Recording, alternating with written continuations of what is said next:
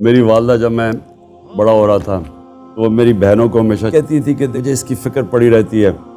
یہ بڑا سیدھا ہے، یہ ٹرسٹنگ ہے، یہ لوگوں کے اوپر آنکھیں بند کر کے اعتماد کر لیتا ہے اور یہ زندگی میں رل جائے گا۔ میری ماں مجھے ہمیشہ کہتی تھی۔ میں ماں کو کہتا تھا جب میں بڑا کامیاب بھی ہوتا گیا، میں کہا کیا فرق پڑتا ہے، جب کوئی مجھے دھوکہ دیتا ہے تو مجھے پتہ چل جاتا ہے، اس کے بعد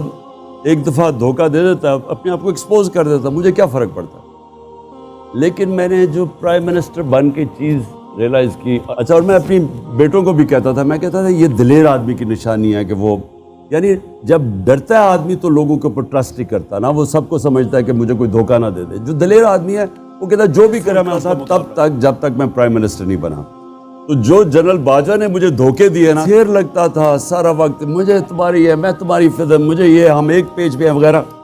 تو جب آہستہ آہستہ جب مجھے پتہ چلا کہ اس نے کتنے دھوکے دے کے اور آخر میں ہماری گورنمنٹ گرائی، پھر میں نے ریورس انجینئرنگ کی، میں نے پیچھے دیکھا تو مجھے ایک دم پتہ چلا کہ کتنے دھوکے دیتا جا رہا تھا۔